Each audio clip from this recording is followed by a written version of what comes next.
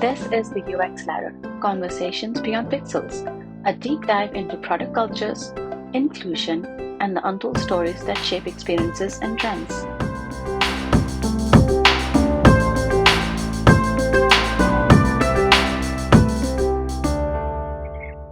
Hey, Andrea. I'm really excited about today's episode because I get to introduce you, the amazing Andrea Vo.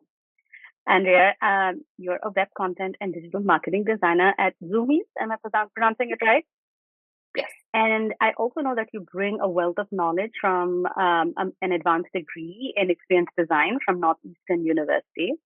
You and I have worked together, so we know a little bit from there, but you also worked across a variety of industries and you have this you're really unique in that you have a diverse perspective on product in UX, even though, it was just 2 years ago where you were interning during your grad school.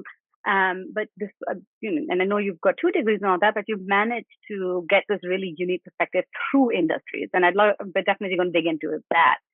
But before all of that, I also want to call out that you are a self-described self-taught artist, amateur ballerina, Jedi Knight, and a Jane Austen enthusiast, which I have so many questions about, which I'll ask for in just a second.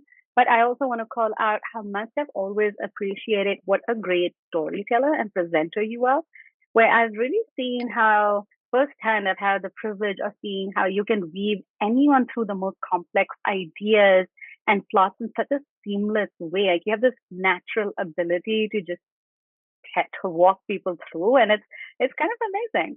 But all of that said, my first question for you today, Andrea, is what is your favorite Jane Austen novel? I really like Emma.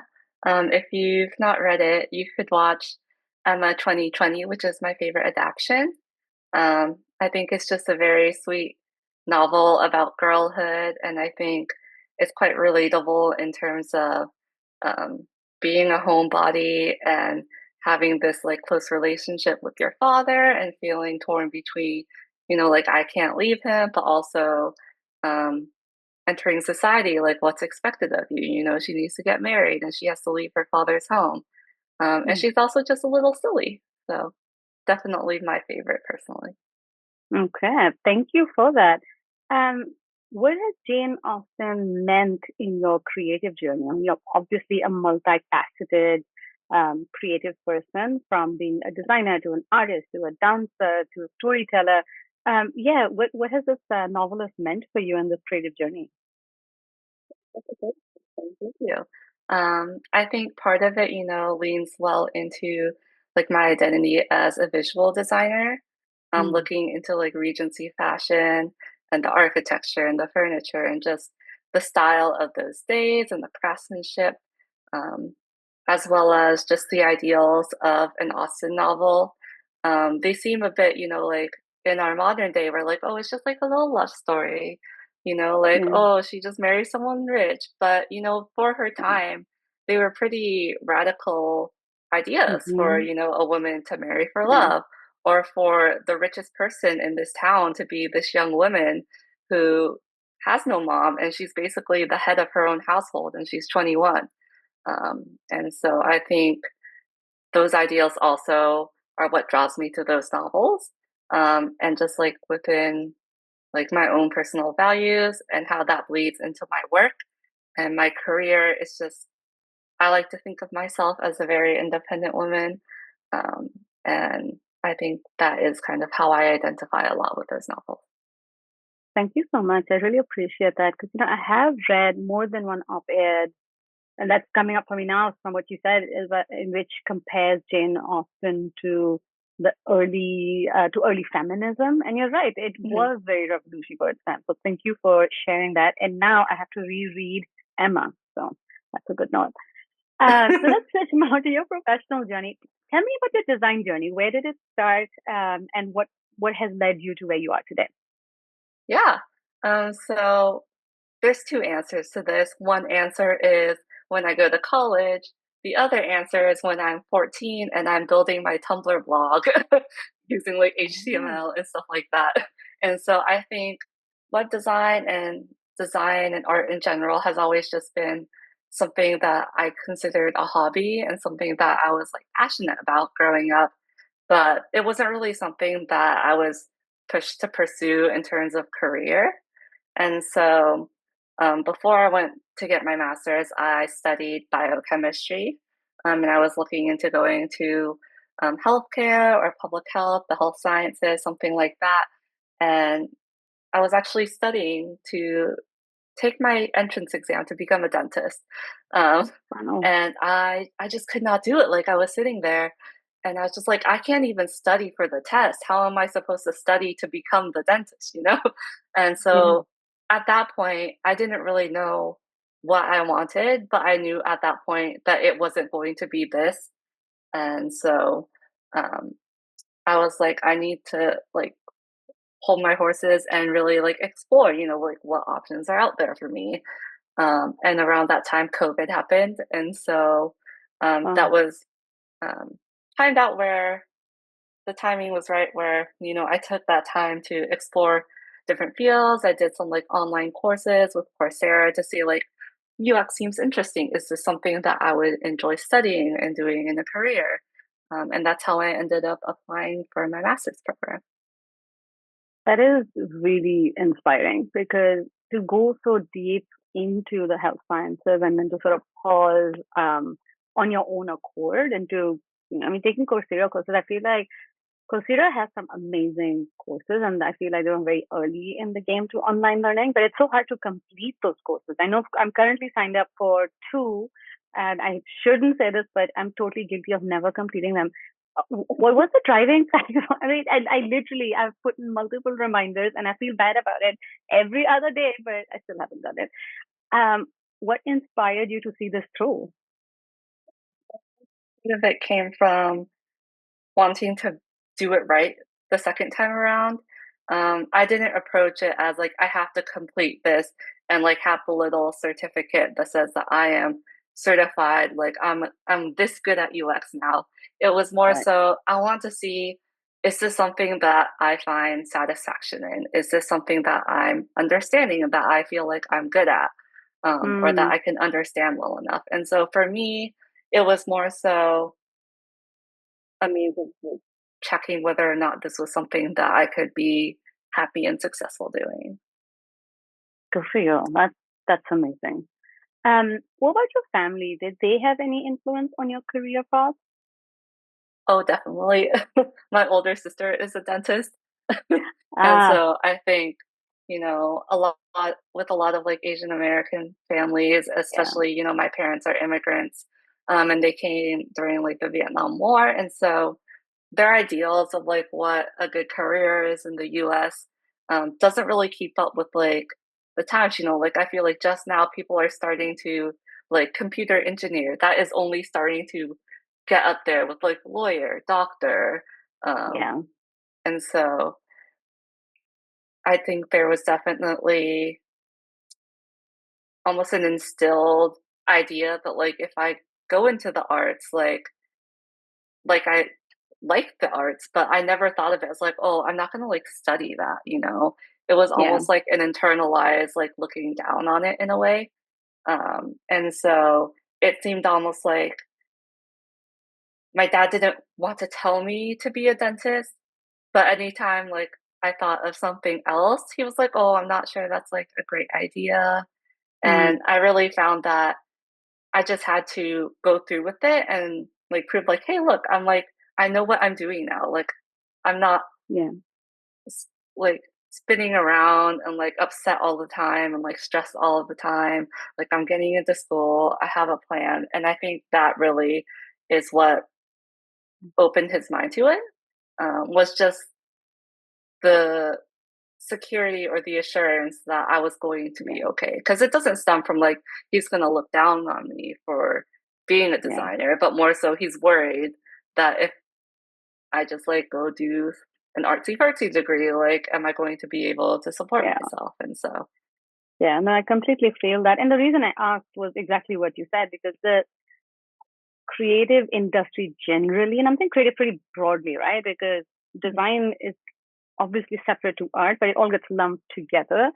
It isn't, either way, it isn't traditionally I'll feel POC parents consider, and it's not because of judgment. I mean, there's lots of amazing artists coming in from Southeast Asia as well as South Asia, which is where we both are from. But my parents were the same, and I always laugh about this because I chose design out of anything else. It's similar to you. I had um, admission to do an undergraduate focused on marketing and business administration, like a double major, and that was supposed to be it. But every time I thought about it, I felt tired and dead, which is not shitting on anyone who's done those. It just wasn't for me.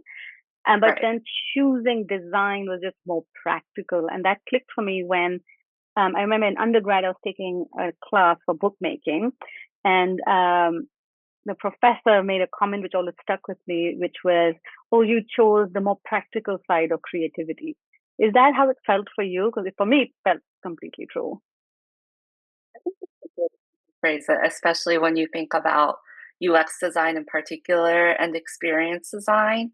Um, there's a lot of the same processes and like thinking, like ideologies, but the actual work is a lot more technical and practical in Yeah, terms of you're not just saying, "Ooh, this is so pretty," but you're really thinking in terms of like psychology and like the human experience and how yeah. people walk through daily tasks and things like that. Yeah, 100%. I mean, I think very deeply about the responsibility of design, right? The reason dark patterns are such a thing is because you can literally influence huge decisions for people and coerce them into doing things they might not have done unless you hadn't put certain things in place.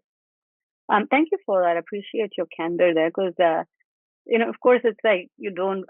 Yeah, it's complicated and tangled when it comes to parents' expectations, but also like their fears for you, right? And it's hard not to inherit them sometimes. So I appreciate you Mhm. being so upfront about that. I want to shift gears a little bit, if I might. Now, I know that you've fairly recently been in the job market, as have I. And I know also that still from a lot of friends were in that layoffs from last year's layoff to layoffs that happened earlier this year as well, that it's tough out there. Can you talk just even at a high level what your experience was like looking for a job and going through the whole process of applying and all of that? Yes. One word, bad. Oh, uh, I think most people could relate to that. I think, I think it took me over a year to find my internship after graduating. And I think it just didn't align with the expectations I had for myself, both when I went to school and also just growing up, like you don't expect to be a 27-year-old intern. um, and I think right. I just I felt like I did all the right things. I um, used mentorships. I reached out to a lot of people through ADP and local meetups, and I always got good feedback, and everyone was always saying like, "Oh, you're doing the right things. Like keep at it." But it was just really hard, and I think the big takeaway I had when I started um, like getting more responses and started getting somewhere was just to let go of those expectations of like what I'm Mm, looking for and really just let your career take you where it's going. yeah, And once you have more experience and more control and leverage over your career, you can make your way towards that end goal. But the idea that I needed to have like the perfect job immediately out of school added a lot of pressure, I think, to the experience. that's really good advice. One thing though, and some of this is related to a post of yours, if I might, that I'll quote in a minute, but I've been wondering a lot, having been recently in the job market myself too, is that it's definitely what I would describe as an employer's market still. And something that's been sort of nagging at me is that there are a number of employers that are taking advantage of that fact. But I've seen some crazy applications. And a post I saw from you on LinkedIn that I want to quote is real question from an online assessment. As in Andrea, was asked to complete for a job application. Paul's height is 6 feet. He's an assistant at a butcher's shop and wears size 9 shoes. What does he weigh? And your comments were, yes, very pertinent to the job description. And that I closed the tab when I realized the entire 20-minute quiz was riddles and puzzles like this and required webcam on. In today's job market, people will do almost anything, but surely a boundary needs to be set somewhere.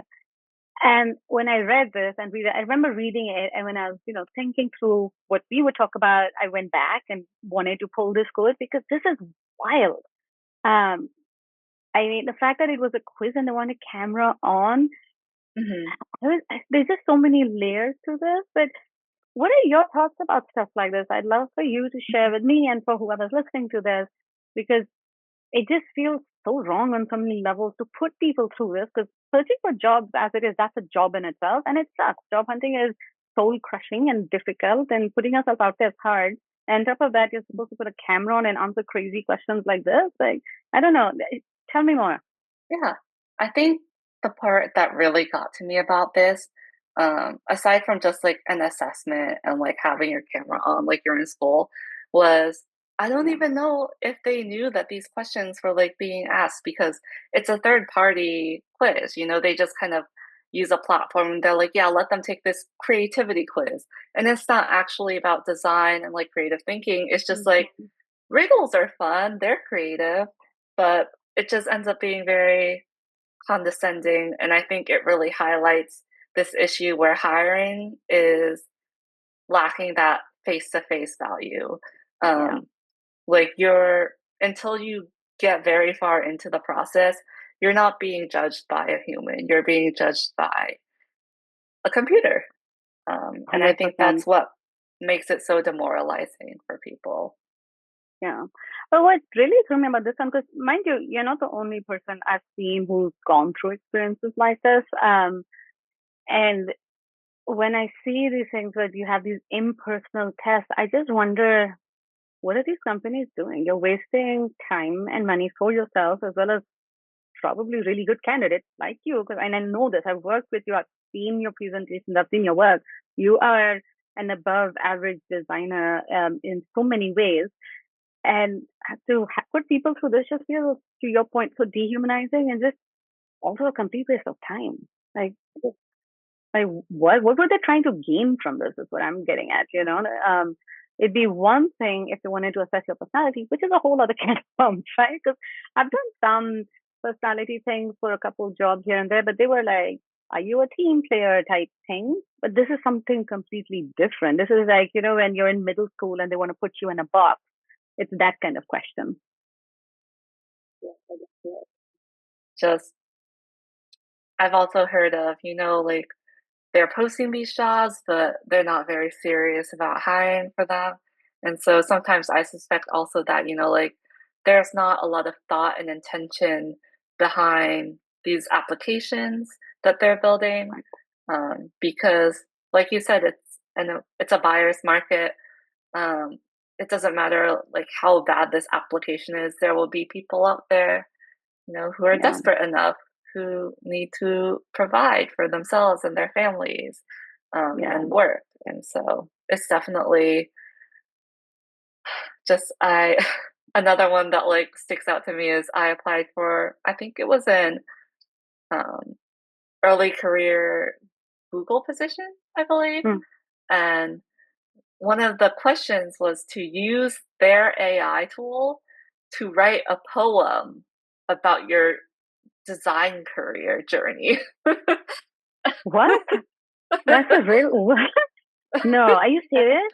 That's a real I'm question? 100% serious. Oh my God. Wow. I Well, was just blown away. I was like, okay, yeah. sure. Um, but all of that said, you stuck to it and you clearly came out successful. So for anyone listening, Andre, I it have a is job. possible, right? There was light at the end of the tunnel. Similarly, I had left my last position, took some time off, found this position. So there is work out there. What are your thoughts on when I say that, hey, the right company will come along? And yes, it's frustrating to hear people keep saying you're doing the right thing, keep at it. But to your point, I want to go back to that comment you made, is that your career will take the turn and the right thing will turn up, even if it takes a minute. Do you feel like that's the fair assessment of all of that? I think so. I think that's kind of my personal experience. I know, there's people out Yeah, there who just snatch up, like right out of the school, this great job. And there's other people yeah, who've been trying to break into UX. Maybe they're like career switchers and they're doing like part-time school or something, and that takes a lot longer.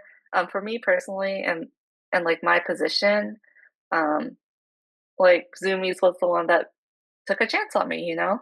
Um, and so I was a marketing and design and production intern. And so a little different from UX, more visual design. But I thought, listen, like these are the only people like willing to just give me a shot right now. So Mm-hmm. I'll take it. And Yeah, they, you know, gave me the chance to like join another team and take on a full-time role. that's awesome. And yeah, and so I think just, it's better than sitting around waiting for the perfect job and being unemployed. I think it's better to just do what you can and take the opportunities Yeah. offered to you, um, and work with that. Yeah, that makes a lot of sense. That's really great advice. And so, speaking of Zoomies, you're currently a web content and digital marketer over there. And Mhm. Zoomies is a leading specialty retailer for apparel, footwear, and accessories and their words, not mine, for young people expressing individuality. I have to say, I wasn't super familiar with the band. That's on me. But when I read that you were at Zoomies, it was really hard to not go in. And that stuff is really cool and very unique. Can you talk a little bit about the focus of your work there and what it's like to work at a unique fashion brand? So, um, my job title's somewhat of a misnomer. I kind of try to accurately represent what I do there. So I work with Adobe Commerce or Magneto, which is their page builder essentially. And so we have some backend stuff built by the dev team, but any content changes, building landing pages for events, website takeovers for Labor Day sales, switching out banners and photos to keep up with what's in demand and what's in stock. All of those changes go through me. And so I'm essentially building the customer facing platform. And so a little less design focused, but it's in there, it's related, and I For do get sure. some input. And so it's definitely been very interesting coming from ActBlue, which is, Yeah. nonprofit fundraising. Um, Retail and e-commerce is it's like a whole different beast. And 100%. Yeah. yeah, and every day I learn a new acronym. I'm sure. So let's talk about that a little bit more because, the diversity of your portfolio is so interesting. Because to your point, before Zoomies, you work on design systems and financial product flows at ActBlue. And I love how you've been open to different industries. You've got, because even working with you at Act Blue, you really dug in and you really took the time to learn about how it works. And now you're in very different worlds. Can you talk a little bit about what it's like to work through different industries and that learning curve that comes with switching? Yeah. I think definitely, I appreciate your compliment, but also I just take the work that's offered to me. And so um for me, it's very interesting because the more you explore different fields, the more you realize how like a lot of stuff actually transfers and like it relates to each other. Hmm. But I do think um there are learning curves in terms of learning about, how they approach business and how they approach design, how company cultures work and like the workflows Yeah. at different places. Um, and so for me, it's just about immersing yourself in the company culture, talking to folks, really understanding. But at the core of it, it's similar skills for me, in my opinion, because the most important things are just like being adaptable and being willing to learn and get up to speed quickly. And so for me, the specific hard skills aren't they're just things that you can learn, you know? What's more Yeah. important to me, or the harder part for me, is um, the working with others and like integrating yourself into the team and finding your role and finding your voice in that role. Talk more about that, Andrea, because teams are so different. And what does it take to really find your place? Like, what is it meant for you to feel like you belong to a team? I think when I feel like I can be the ideal situation is I feel like I can be comfortable and like myself around the team. Mm, Like if your team is just coworkers, that's fine. But I think yeah. for me personally, I do my best work when I feel like I'm around people that I can call my friend, or at least someone like a friendly coworker, someone I can joke Right. around with and chat with. And so a little anecdote about that is last week, I went to my old boss and I was like, things are different on my new team. Like, I'd be telling jokes that would go triple platinum in brand marketing. And then on my new team, like, no one reacts to it on Teams. And so, um, things like that, like the small things, um, Yeah. are what really, I think, differentiates different roles, I'd Yeah. say. What is one piece of advice that you might have for managers of remote teams? How do you make people, yeah, what would be your advice for them in this spirit? That's interesting. I actually am in office these days. Um, Oh, nice. yeah. But I think something that when I was online with AppBlue, actually, like something that I always remember is like those activities we did. Like we had that like Among Us type activity on Zoom one time. That was so fun. And so I think giving employees the space, and also I Yeah, think the environment where they feel like they can, joke around with one another and like talk to one another. Um, and feeling like they're not being watched or monitored, or like a hairs away from getting reprimanded for something. I think right. that comfortable atmosphere is the most important to foster a good team relationship. Thank you for that. I really appreciate it. So let's take this a little bit wider because I really want to learn more about what drives you. 'Cause we've talked a little bit just about the work you've done, but I want to learn more about the stuff around it. So, what's one thing you've learned about creativity and working in creative fields in the last year that stands out to you? I think just how rewarding it can feel. Hmm, Um, I think, I've had other jobs where it's just I'm just a tutor, or right. I had a job as a contact tracer for a bit, and I was just calling people and like interviewing them about COVID. But when I compare that to my experiences as a designer in both my design roles, as well as like going as far back to like being a writing tutor in college, is when you get to work through ideas with other people and problem solve and create something and have this end product that you can say, oh, I did that, or like I helped with that. I think it just feels so much more rewarding to me as a person, to see that my work has some physical representation that I can look at and say, Yeah, like, oh, like this is the culmination of like all of my efforts. that's really cool. So tell me about your process. What inspires you? And also, is there a thread connecting the work you've done through industries?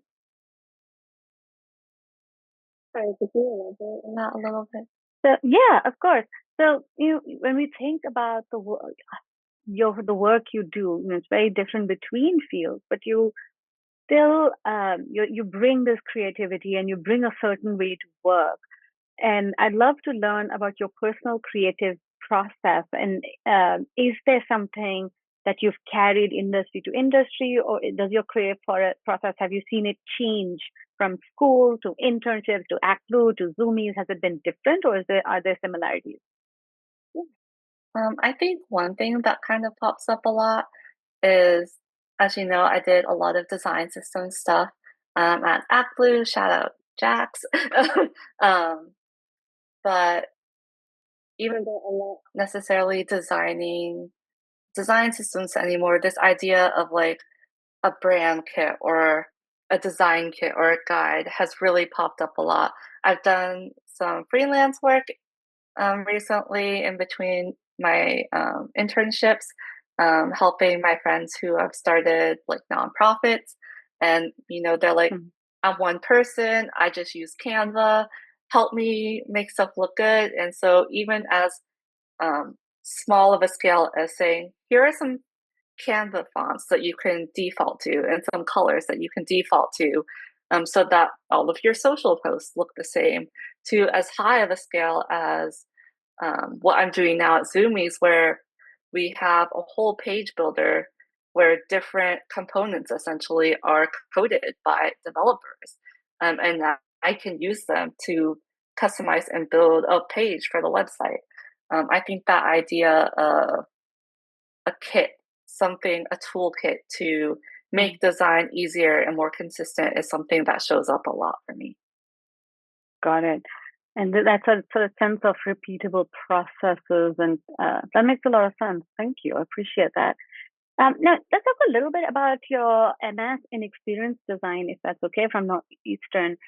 I was reading a little bit about the program, and my understanding was it felt very heavy on a research-led design process. Was it so? I believe so. I think one of my favorite classes was actually research methods. And so that was actually, Mm, a semester long research project from start to beginning. But even in those other courses, there is an emphasis on having a data driven design. And so even if it wasn't the focus of the project, or there wasn't so much time to do a really fleshed out research process, there yeah, was always that idea of like you're designing, but you're not just doing it on a whim. You're having some sort of justification based on evidence. Evidence-backed design, I think, was a big yeah. emphasis there. And do you feel like that's carried through to the work you do even now, even though the context is different?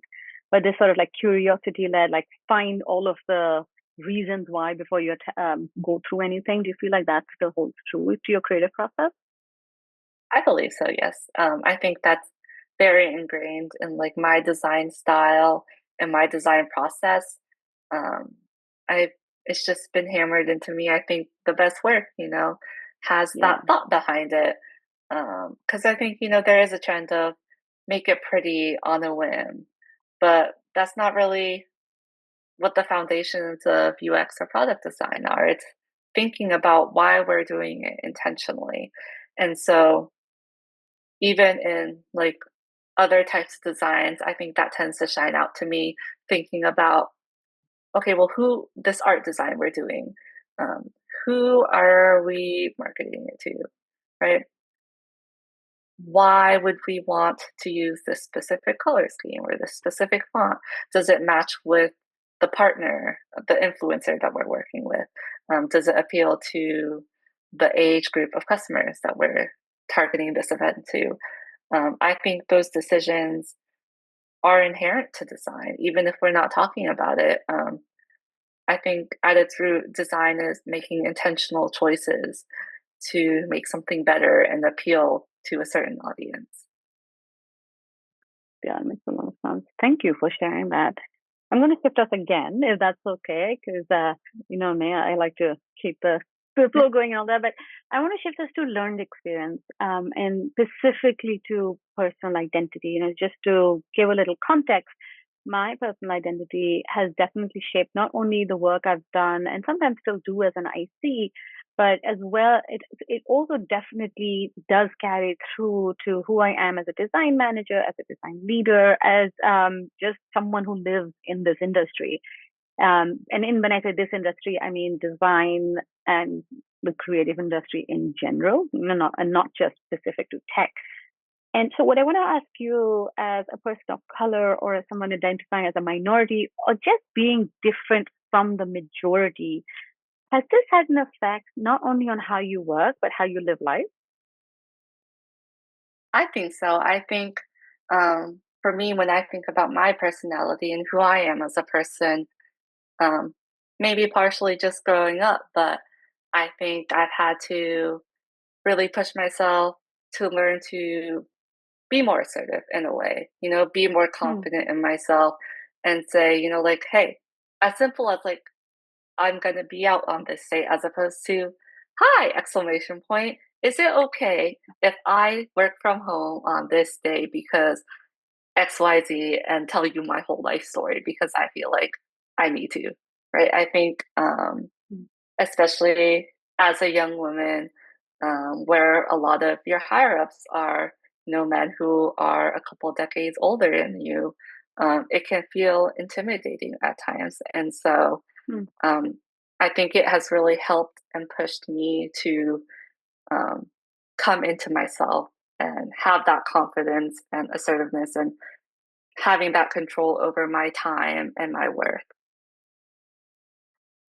Was there, and I'm just digesting here, but I'd love to dig in there more. Was there a certain point when it came to the, hey, I need to be assertive about my space in a sense, or my needs, or was it, just over time, this is something you realized? I think over time, especially having had, especially you and my bosses as an intern at Zumiez, like even as an intern at those two roles, like I was given so much autonomy and understanding and flexibility, to make my own Yeah. choices and say, like I can do this from home and I can still get my work done, or um, I'm not feeling well, I'm just going to take my time and I can trust that they will figure it out, or they will trust that I can figure it out. And I think that in a way helped me build up that confidence. And by teaching me, like, this is how you behave at work, this is how it works in a workplace. Yeah. And so I think over time it helped me develop that confidence. Got it. Thank you so much. I appreciate you pulling that apart because things like that are learned, and I think I'm similar to you with being an immigrant. Being an immigrant, it took me a long time to realize that, oh, it's okay to take a minute and think about it. It could just I wasn't used to being in America, and a lot of our workspaces are designed for extroversion. But to your point, there is space for everyone, and it's just being assertive helps that. So I really appreciate you pulling that out. Of course. When you think about because I'm thinking about this at a larger scale again, when you think about the larger design community, especially, what does it mean to you personally when you do see representation of race, gender, identity in the industry? I think that it impacted me a lot more than I thought it would, Hmm. especially during the job searching process. I had never thought too deeply about it, especially at ACLU. There was such a heavy emphasis on having a diverse set of, different genders and ethnicities working. Um, but then I remember I had an interview, a panel interview, and it was actually very scary. Like, it was just, I saw all these squares, and it was all, you know, Caucasian men who were a fair bit older than me. And I felt like maybe I was like a school child, giving a Yeah. presentation. I didn't feel like anyone here was someone I was on equal footing with. And I felt it was very hard to do that interview and do it well and confidently with this feeling of otherness looming over me. And so, even just seeing um, folks like you or who could identify possibly with your situation can be Yeah. a big comfort, I think.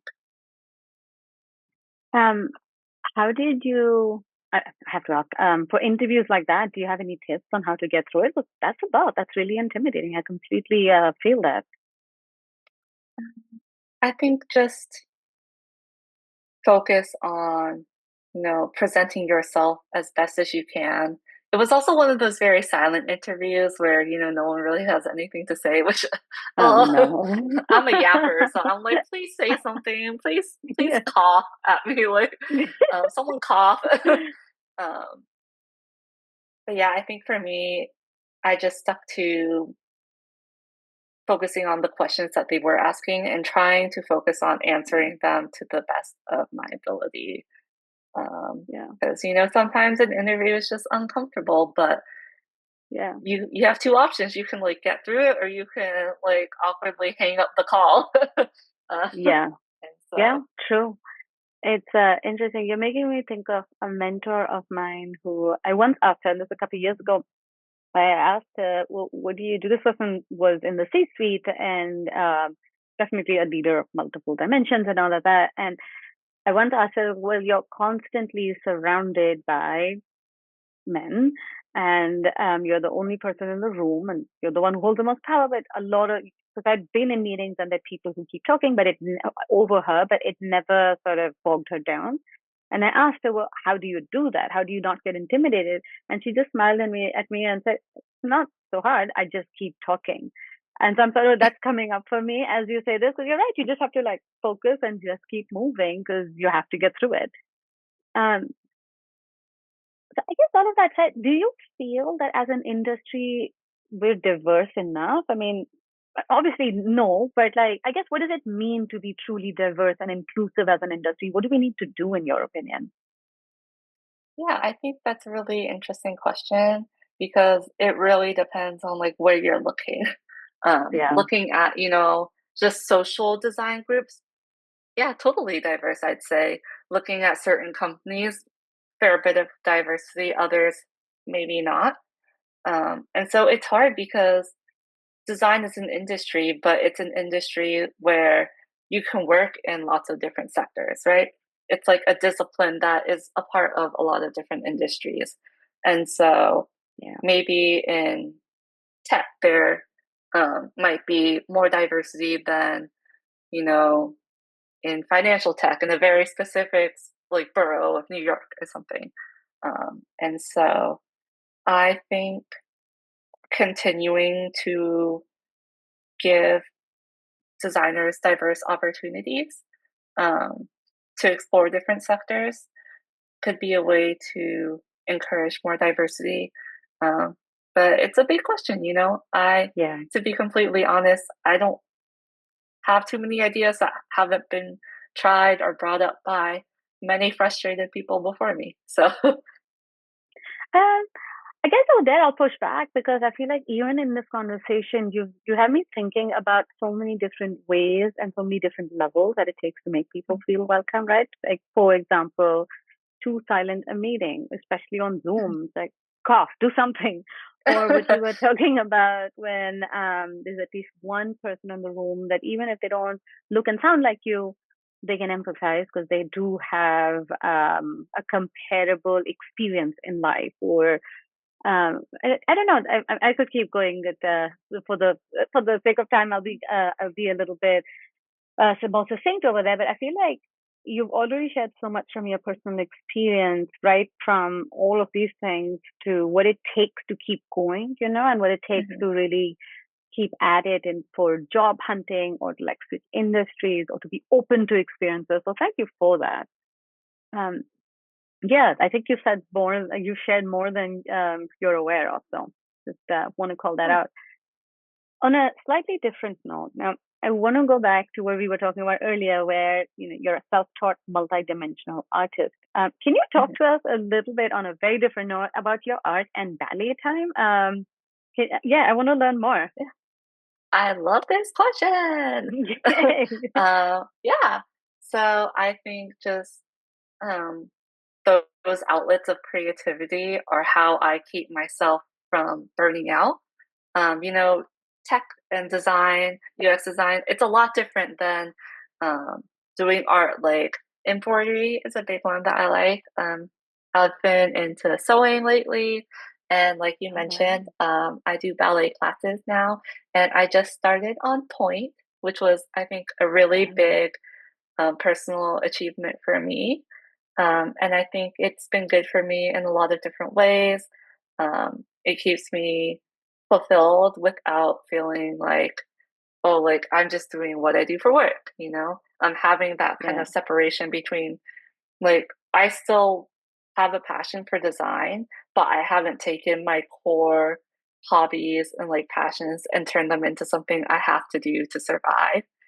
yeah, And it's also given me um, something to identify by other than my job, I think.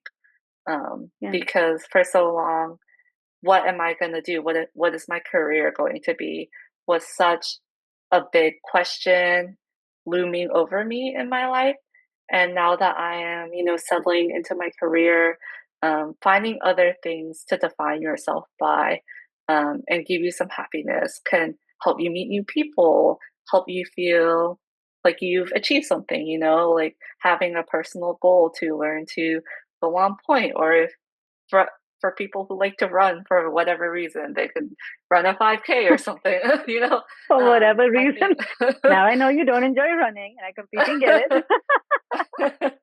but yeah, and so I think, having um, those things that Yeah, make you more than just a designer um, can help you yeah, become a better designer and keep you from burning out. I love that. Now, have you always done ballet, or is this like something you took up later in life? I started about a year and a half ago That's when I was in amazing. Boston. Yeah. And so I just one day I was like, how do people make friends when they're like in their late 20s? And like Yeah. everyone's working and I'm not in school anymore. And I was like, maybe I'll try. I was either going to do a volleyball rec team or ballet, and I went with ballet. That's And awesome. actually, met one of my closest friends there, and it's become like a huge part of my life. Like, I actually really enjoyed it. And so I take classes multiple times a week now, and I'm working towards getting better on point, which is something that when I had started the class, I was like, I don't need to do that. Like, I'm never going to try to go on point, like it's just like a little Yeah. workout thing. And so it kind of just became a huge part of my life without any anticipation. Um, I love this on so many levels because, first of all, it's so hard as an adult to try something because ballet is very ambitious. It's not easy, it's very physical, and there's also all of this stuff, but you're also doing it for joy, right? And to separate the thing that this is what I do for work, this is what I do for joy.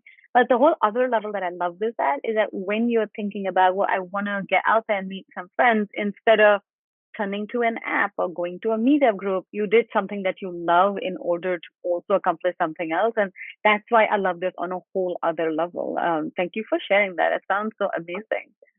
I'm a big proponent of adults having hobbies.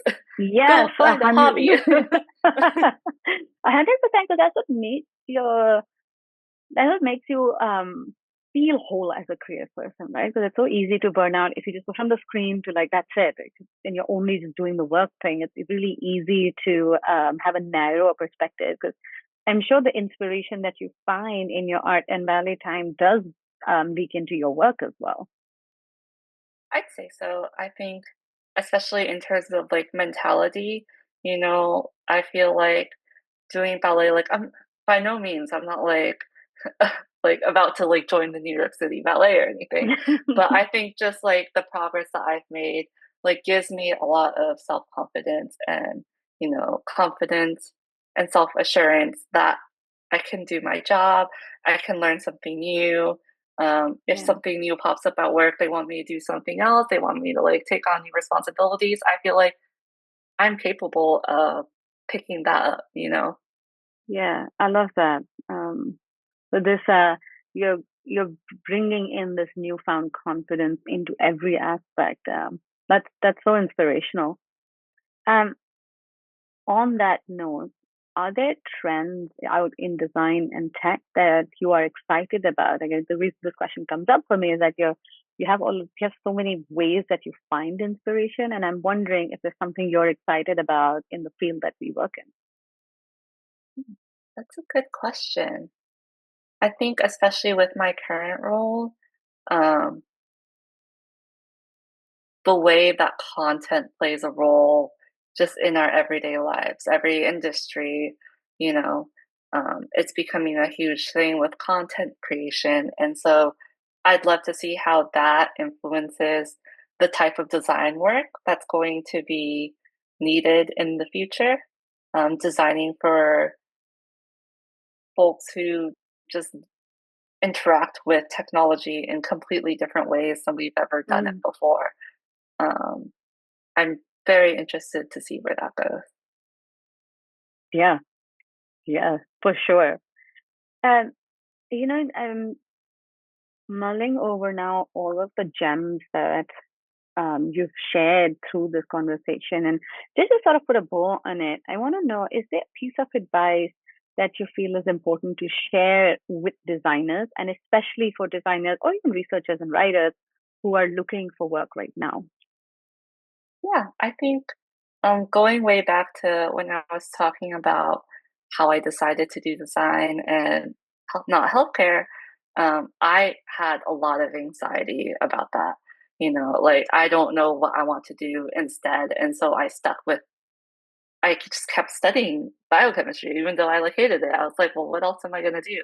And my friend told me a piece of advice her mom had given her that has essentially just changed the way I think about things and make choices. And she said, you can't predict like what you're going to want or need in a couple of years. You can only really make the decision that feels right at that moment. And so Mm, I would say, if you're trying to get into design, you're trying to find a new role, don't worry so much about, well, what if in like 2 years, think about the now. yeah, What can you work with now? Instead of thinking in 2 years, I want to be in New York. So I have yeah, to, find a startup in New York that will pay me like 200,000 a year. Like yeah. work your way up. Find what can work for you in the moment and make your way there in the future. That's really good advice because it's so easy to sort of get lost in the long term plan, but you don't really have control over that, and your needs might change. I really appreciate that. We talked also, just speaking of stuff you mentioned before, we talked a lot about what it meant to have parents who come from different experiences and what it's meant to have a personal identity that's a little bit different, by little I mean a lot, from the majority. So, in that spirit, is there a piece of advice that you feel is important for underrepresented communities in the same theme of job hunting that you might call out separately?